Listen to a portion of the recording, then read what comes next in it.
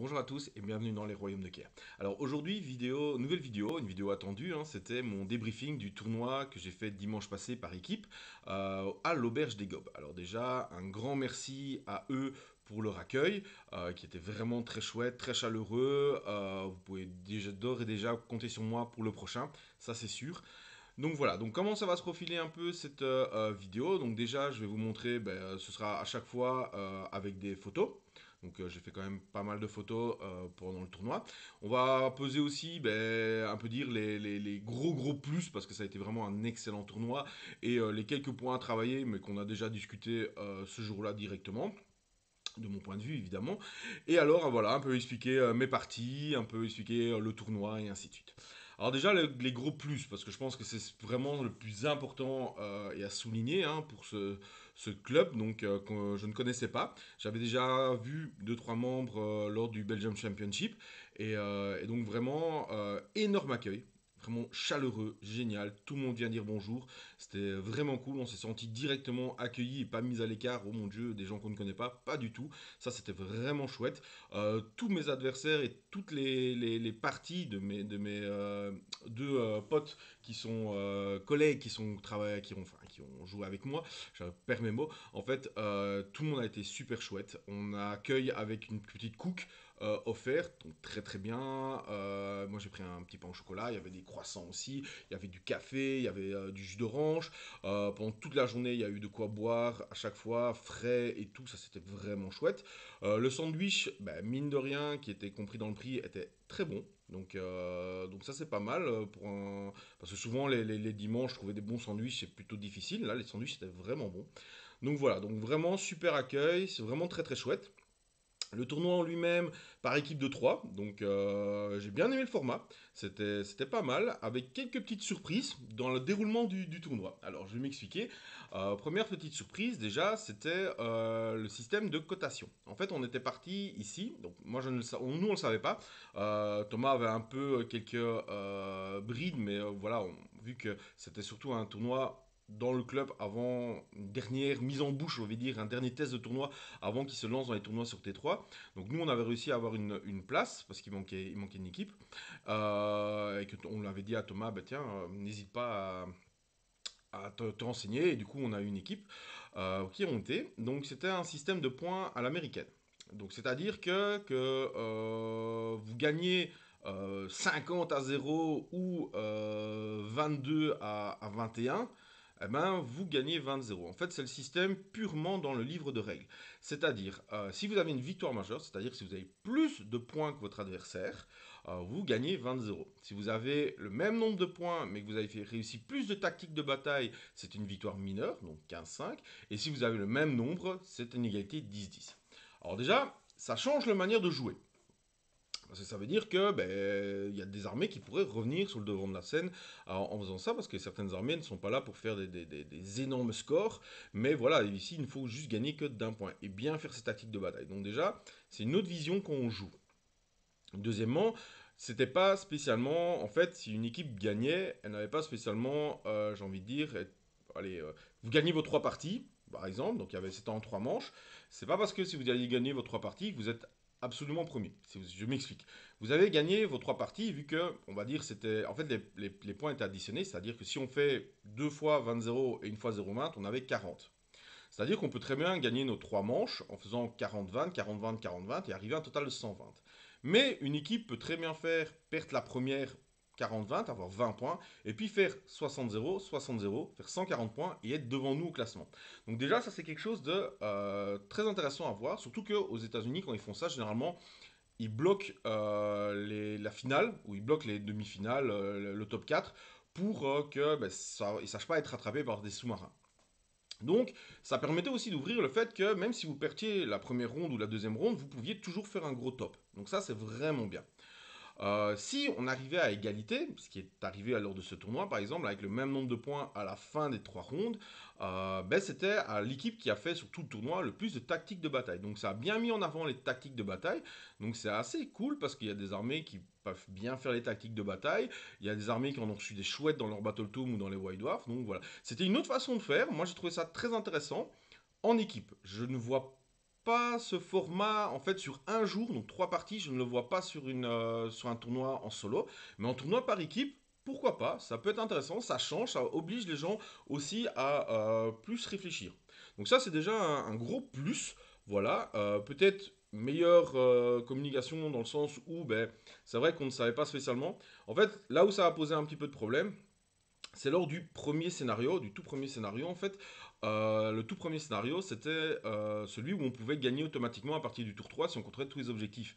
Donc c'était pas spécialement intéressant pour avoir une victoire majeure de gagner au tour 3. Valait mieux gagner au tour 5 et faire le plus possible de tactiques de bataille du coup, puisque la partie s'arrête. Donc ça, il fallait aussi réfléchir à ça. Donc c'est aussi un moyen de temporiser. Donc c'est super intéressant. Donc déjà, gros point positif, l'accueil, la gentillesse, le jeu en lui-même, c'est de plus en plus normal, je veux dire en tournoi, mais étant un vieux de la vieille, j'ai connu ça aussi à l'époque de Battle, malheureusement. Ici, je n'ai eu personne n'a rouspété, pinaillé. Le jeu a été propre tout le temps. Vraiment tout le temps. Si on n'était pas sûr, on bougeait, on montait avec des dés, on faisait tout. Tout le monde a été propre, niveau règles et tout ça, c'était vraiment super agréable. Voilà, j'ai pas vraiment de point négatif en fait. Voilà, c'était juste plus ben, pour les. Comment est-ce qu'il a départagé les équipes et tout ça, mais au final ça a été très clair et les discussions, l'arbitre était vraiment tout le temps présent, à bien expliquer. Donc voilà, donc grand bravo à vous. Je sais que vous allez regarder, certains d'entre vous vont regarder la vidéo. Un énorme bravo à vous et sachez que on reviendra. Enfin, en tout cas, moi je reviendrai. Je pense que Dorian et Thomas aussi, hein, ils ont aimé ce tournoi. Autre gros point positif, ben, c'est ma team. Franchement, autant Dorian, ben, je le connais depuis 25 ans, j'ai envie de dire, hein, depuis que j'ai commencé Warhammer Battle. Donc voilà, on s'entend bien. Autant Thomas, ben, je le connaissais, mais j'avais jamais vraiment été en tournoi avec, et ni jamais en équipe. Et ben, déjà, un énorme merci à lui parce que c'était vraiment génial. Il était, en tant que capitaine, il était bien à l'écoute lors des pairings. On a pu lui faire confiance les yeux fermés. Et le niveau de préparation était génialissime. Donc, il nous avait préparé déjà les petites cartes que vous pouvez voir ici, hein, une petite carte Sons of Behemoth, puisque j'étais avec mes Sons. Il nous avait fait des annotations sur toutes les listes pour le pairing, en expliquant les objets magiques, tout ça. Donc, s'il y avait une liste qu'on connaissait moins, eh ben, on savait ce que ça faisait. Donc voilà, il a une connaissance du méta vraiment énormissime. Donc c'est pas pour rien que Dorian et lui sont membres de l'équipe belge pour les Worlds. Alors ils ne seront pas joueurs, mais ils sont coach et sparring partner. Donc franchement, un grand bravo à eux. Et ça a été un tournoi des plus agréables, vraiment. Donc voilà. Sinon, ben, par rapport à la vidéo sur les listes, n'hésitez pas à aller revoir. Je ne vais pas rentrer dans les détails des listes aujourd'hui. Je vais juste encore un peu expliquer la mienne avant de passer vraiment aux différentes parties que j'ai faites ce week-end. Donc déjà, première fois que je testais le 4 méga gargant. Donc voilà. Donc oui, j'ai été avec mes Sons of Behemoth. Je sais qu'ils sont beaucoup décriés pour l'instant, depuis la fac avec les chasseurs. Je sais que beaucoup de gens, beaucoup d'influenceurs disent qu'ils sont de nouveau nuls et on ne devrait même pas les voir dans des rosters de tournois. Moi, je ne suis pas d'accord avec.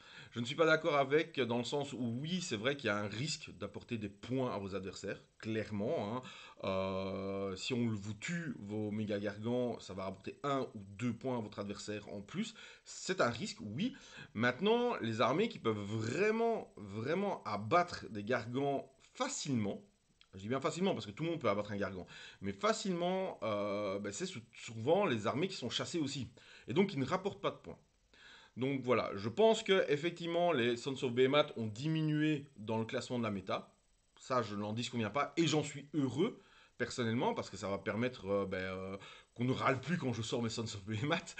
Mais ils sont toujours là pour moi. Ils sont toujours une armée qui peut faire des choses.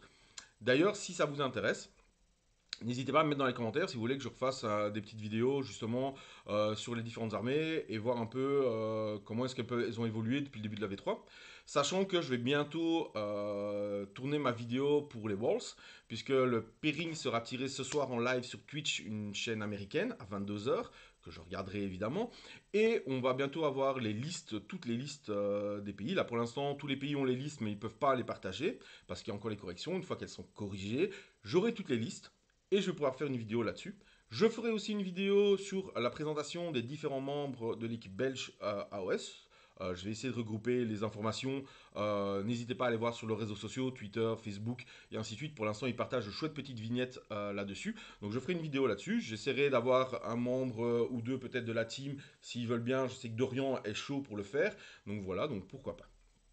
Si certains membres regardent et qu'ils ont envie de participer aux vidéos et à participer au partage avec la communauté belge, n'hésitez pas à me contacter, vous savez où me trouver. La plupart d'entre vous ont même mes coordonnées privées, donc voilà, n'hésitez pas.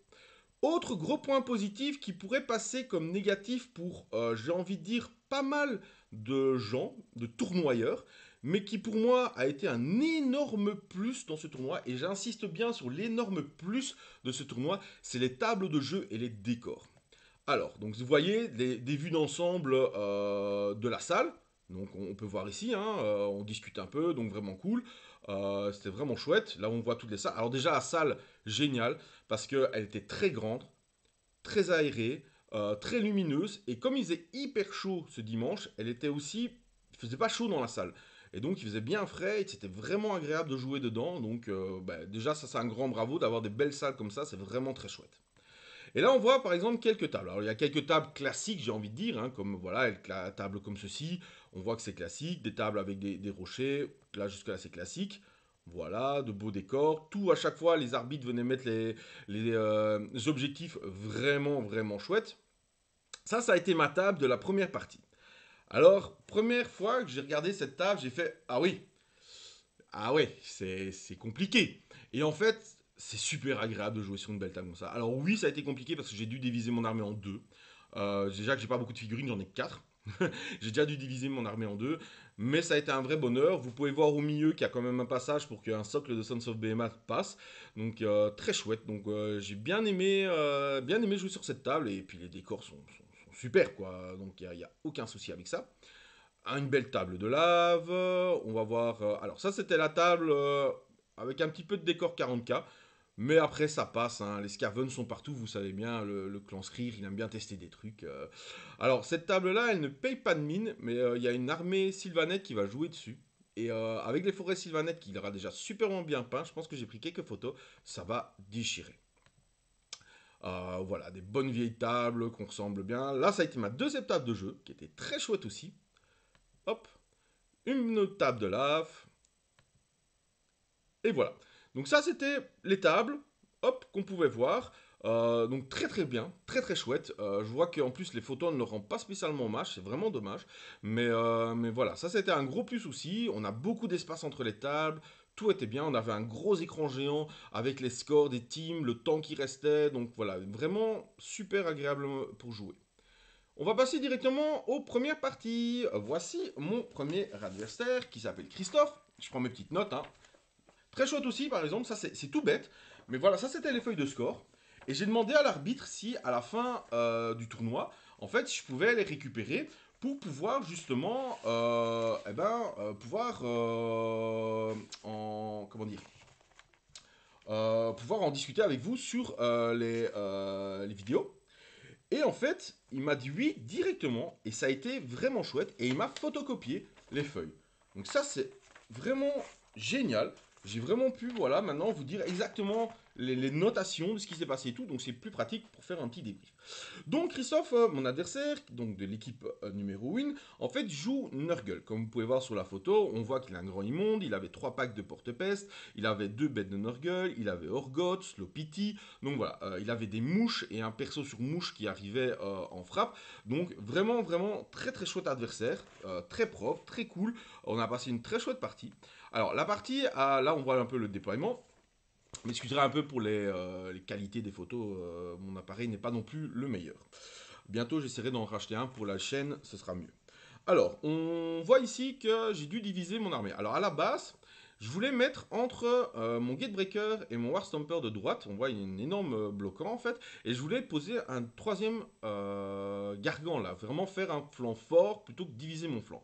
Malheureusement, il mettait un tout petit peu son socle sur l'infranchissable, donc je n'ai pas pu le mettre, donc j'ai dû faire diviser par deux, ce qui n'a au final pas été trop ennuyant. Alors j'ai essayé de polariser la game le plus possible vers le centre pour que mes géants soient tout le temps ensemble. Voilà, ça s'est littéralement bien passé. À un moment, mon adversaire aurait pu revenir en prenant l'initiative, euh, mais malheureusement, il n'a pas eu. Et du coup, ben, j'ai pu continuer mon avance. Donc, non, pas en faisant un double tour, hein. C'est vraiment, lui, il devait faire le double tour pour pouvoir essayer de revenir. Donc voilà, j'ai su réussir à faire mes 5 tactiques de bataille. Voilà, j'ai pris de l'avance dans les points, j'ai fait ma grande stratégie. Donc, j'ai dépassé ça et je suis parvenu à faire le 20-0.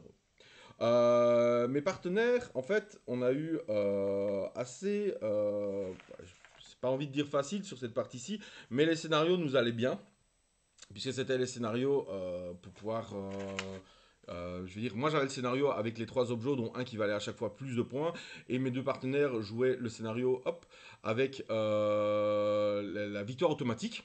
Donc on voit, il y avait des magnifiques. Alors ça aussi, les armées étaient quand même très très très très très jolies, hein. D'ailleurs, les socs de lave, ben, j'en fais aussi, c'est très très chouette. Regardez-moi ces mouches, c'était vraiment bravo. Bravo à toi si tu regardes la vidéo. Ça a été notre seule défaite de la ronde 1, c'était Dorian, donc Sidious, qui jouait contre aussi Sons of Behemoth avec ses dragons. Et en fait, d'après ce qu'il m'a expliqué, en fait, ça s'est joué. Donc il fait une avance assez agressive pour tuer Kragnos dès le tour 1. Donc ce qui réussit. Il met à mal un peu les géants. Il sacrifie un pack de géants évidemment pour retenir un autre géant. Et en fait, le Gatebreaker adverse parvient à faire une charge à 12 pour charger les Long Strike qui étaient pile à 12 en fait. Parce qu'ils avaient besoin de tirer. Donc ils étaient à la distance. Voilà. Malheureusement, ben voilà, ça arrive, hein, c'est une partie. Mais il parvient quand même à mettre pas mal de tactiques de bataille. Mine de rien. Et au final, ben, ça va beaucoup, beaucoup nous aider au classement final. Et Thomas, lui, joue contre un Osiark Bone Reaper, où, ben, voilà, Osiark versus Vampire, Soul Black Greylord. Le Soul Black a l'avantage, clairement, surtout que Thomas joue une liste assez forte, avec pas mal de Dragons de Sang, Castellai, Manfred, et des bons packs de zombies qui peuvent prendre les objets. Donc voilà. Très très chouette adversaire, une super équipe, et nous voici donc à 40-20 pour la première ronde avec un bon delta pour les tactiques de bataille. On arrive à la deuxième ronde. Voici mon adversaire. Hop, je prends la feuille, je vole. Hop, hop, hop. Faut que je retrouve mes feuilles, hein. Donc voilà, donc c'est Alex. Deuxième Stormcast de la journée. Et oui, donc deuxième Stormcast de la journée, mais cette fois-ci une liste totalement différente. Alors, totalement différente, en fait, il va jouer 3 packs de Vindicator, si ma mémoire est bonne, c'est avec les lances et les boucliers, 2 packs de 10, un pack de 5, le prêtre qui téléporte, Cron 10 et un Celestian sur le gros dragon. Donc il a vraiment 2 grosses menaces, les 2 dragons, et des Vindictors qui sont pas mal. Il compte pour 3 sur les objectifs avec son host Stormcast. Donc voilà. Vous voyez aussi, petite anecdote, mais c'est très très marrant, on va le voir sur la deuxième photo, je vais vous le montrer, c'est très très chouette. Si vous avez des vieux vinyles dont vous faisiez rien chez vous, eh ben c'est la taille parfaite pour les objectifs chez AOS. Donc voilà. Donc très très cool de jouer sur des vinyles. Au départ j'avais un peu peur, mais vu que c'était des vieux vinyles de personnes qu'on ne connaît pas, voilà. J'avais entendu parler, donc c'était très chouette. Donc on voit que j'ai de nouveau divisé mon armée en deux. Je pense que c'est une bonne tactique pour les Sons of Behemoth quand on joue 4 trucs comme ça. La partie fut serrée au début. Et en fait, petit à petit, j'ai réussi à prendre l'avantage parce que mine de rien, en fait, il n'a rien pour tomber mes géants. En fait, à chaque fois qu'il faisait une charge dans mes géants, je parvenais soit à pouvoir qu'il n'y en ait qu'un gros ennemi qui me tape ou les deux, mais alors je me suis bien protégé. Et au lieu de rester au corps à corps, ben, il suffisait de reculer à chaque fois, faisant mes tactiques de bataille. Ce qui fait que j'ai réussi à tout faire. J'ai fait toutes mes tactiques de bataille. Mon adversaire en a quand même fait 4, donc ce qui a un bon plus pour son armée. Et qui fait que voilà, j'ai gagné 20-0 sur cette partie-ci, mais c'était très intéressant. Alors, ce qui a été marrant aussi, ça a été les pairings. C'est vrai que j'ai pas parlé des pairings dans la discussion sur peut-être les choses à améliorer par rapport à ça. En fait, c'est la première fois de ma vie que j'ai fait un pairing ouvert. Donc le pairing, vous savez tous comment ça se passe, plus ou moins. Alors sinon, je vous explique. Donc il y a généralement une équipe qui propose un joueur, donc face cachée. L'autre fait la même chose, on retourne, on propose à chaque fois alors du coup 2 armées par rapport à celui-là, et ceux qui se rencontrent pas, voilà. Mais tout se fait caché. Ici, c'était en fait totalement différent et au final, ça nous a beaucoup surpris, mais c'était pas non plus désagréable. En fait, il y avait une équipe qui choisissait une des tables, en sachant qu'il y avait deux tables avec un scénario et une table avec un autre scénario. Donc il y a une équipe qui choisissait et l'autre équipe proposait un joueur face visible sur cette table. Donc du coup, ben, l'équipe qui a choisi la table proposait deux armées, on choisissait, et ainsi de suite. Donc voilà, en fait c'était super intéressant une fois la surprise passée. Donc voilà, donc je sais pas si c'est un point amélioré ou un point à pas amélioré. En équipe de 3 en tout cas, j'ai trouvé ça super intéressant. À voir si on fait des équipes de 6 ou quoi, là je pense que le défenseur et les attaquants sont beaucoup plus importants. Et du coup, je pense que ce serait peut-être mieux de repasser sur un classique, un pairing classique, donc à face cachée. Mais en tout cas, c'est plein de petites surprises comme ça, voilà, les points américaines, ce pairing ouvert et tout, ben, ça a bien donné au final et moi j'ai bien aimé. Ça permet de réfléchir autrement. Donc très très chouette. Et donc ça a été marrant ce pairing-ci parce que concrètement, quand on a mis les sons sur la table, donc quand ils ont mis le Cruel Boy sur la table, on a mis le dragon et le Sons et celui qui restait allait affronter le Stormcast. Et en fait, ben là ça a été la grande question. Ils avaient extrêmement peur de ma liste en fait. Apparemment, les Suns leur faisaient peur. Alex me disait justement que lui était un joueur Suns du club. Ils ont beaucoup, tout le monde voulait tester contre ma liste.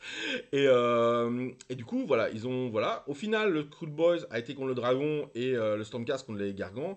Je pense a priori que c'était pas la meilleure solution parce que je sais bien, bon, c'est peut-être parce que j'affronte Théo qui est un bon, très bon joueur, Cruel Boys, et qui maîtrise son armée sur le bout des doigts, que j'ai à chaque fois dur contre lui.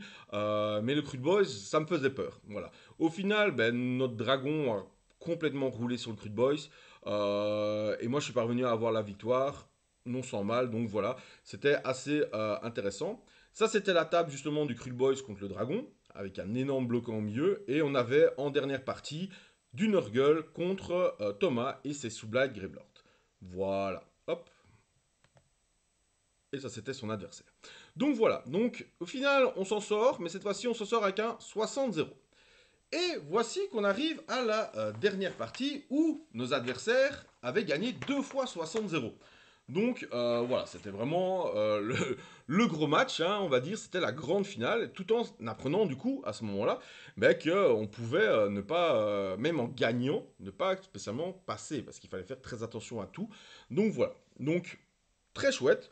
On aurait pu croire qu'une finale, vous savez, les finales, il y a toujours un peu de tension, tout ça. Eh ben, pas du tout. Ça a été vraiment de la rigolade et du niveau de jeu vraiment très, très, très, très, très bon pour les 3 parties. Donc vraiment un grand chapeau d'ailleurs à tout le monde, mais à nos adversaires de la dernière ronde surtout, parce que ça a été vraiment des parties comme on les aime, serrées, qui se battent bien, qui a pas spécialement un jet de dés qui va changer la partie.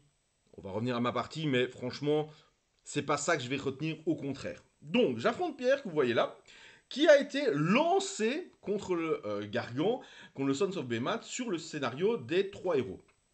Quand je dis lancé, parce que ce pauvre, en fait, il a été en fait aux toilettes et le temps qu'ils aillent aux toilettes, en fait, ils ont lancé le dragon sur le Sons of Behemoth, sur le scénario de héros, parce qu'aucun des deux autres ne voulait m'affronter. Donc ils sont partis vite. Quand il est arrivé, il a fait hein quoi. Bon, ben tant pis. Et au final, ben je pense que ça a été un bon choix pour eux. Parce que le Sons a un avantage normalement contre le dragon, mais c'est très serré. Un petit poète de malchance, un petit poète de mal joué, et on peut très facilement se retrouver avec une grosse défaite dans les dents. De l'autre côté, on a eu du coup notre dragon qui a joué contre Disciple of Zench. En fait, on a fait un peu la même chose. On ne voulait pas du tout jouer contre Disciple of Zench, donc on a jeté notre dragon parce qu'il n'avait rien à dire et que lui connaît le Battle Tome. Dorian, si tu passes par ici, hein, bisous bisous.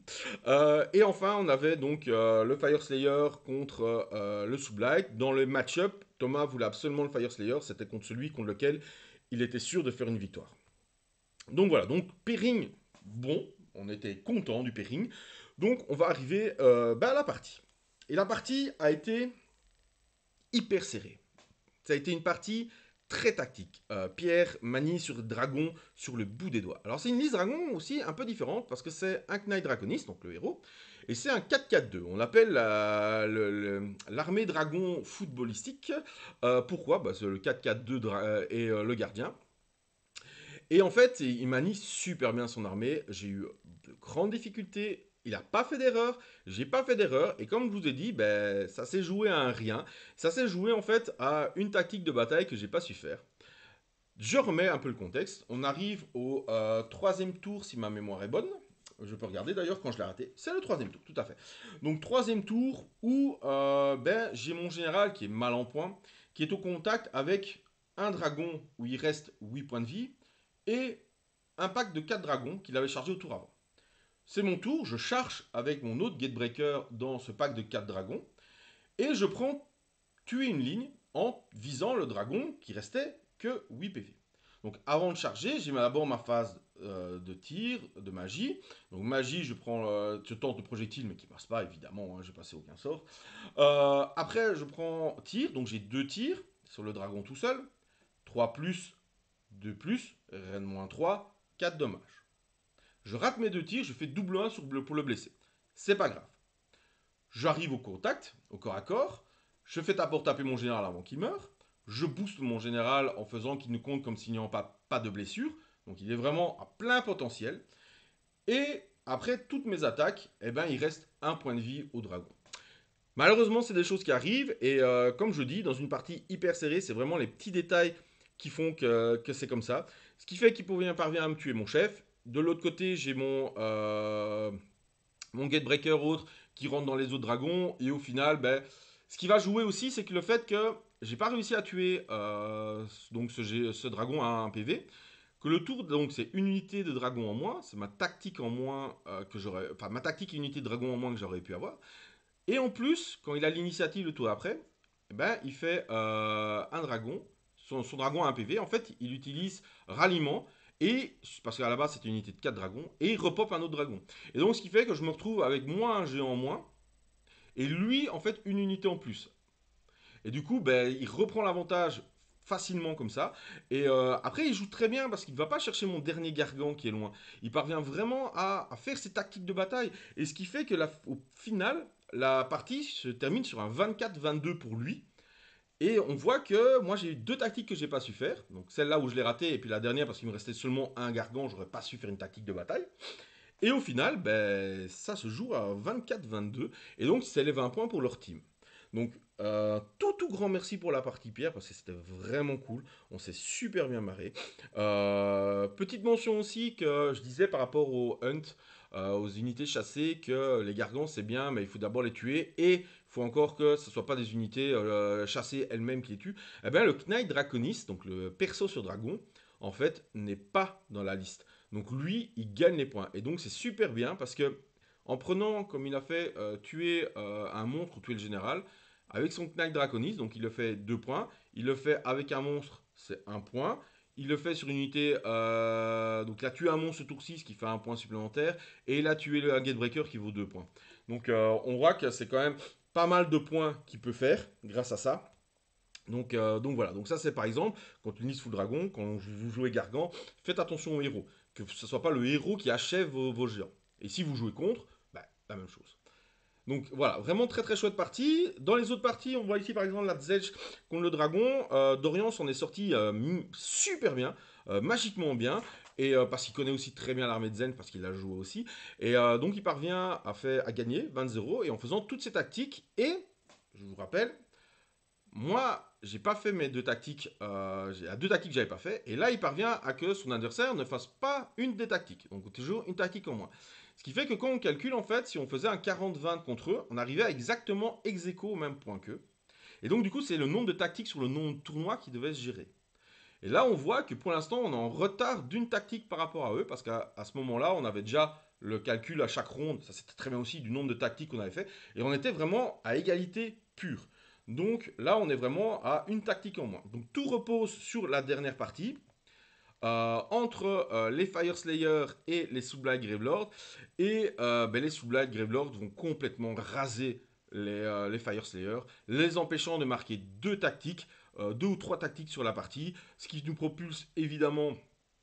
Là, on voit une très très belle peinture. Et Magnus comme Kairos Très très chouette. Ce qui va nous propulser, comme vainqueur du tournoi, tout juste devant nos derniers adversaires qui sont deuxièmes.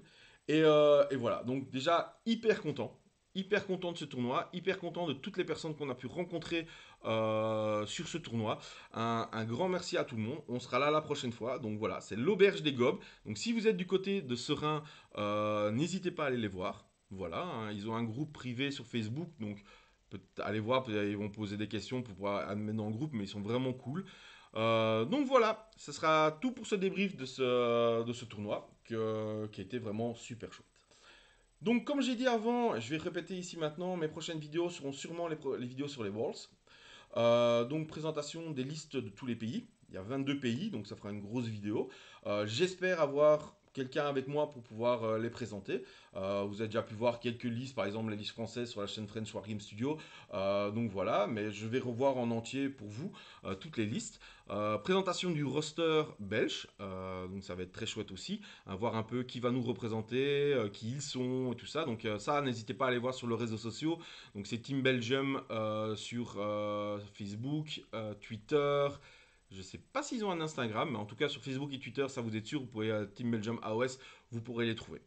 Donc voilà, j'espère que la vidéo vous a plu. Si vous avez envie de recommencer les tournois, allez-y, il y en a qui vont arriver. Donc c'est vraiment chouette. Les rapports de bataille vont bientôt reprendre. Je sais que je vous le dis à chaque fois, mais il faut vraiment que j'arrive à m'arranger avec mes adversaires. Et c'est pas toujours facile de trouver des adversaires qui ont le même emploi du temps que moi. Donc voilà, mais c'est en préparation.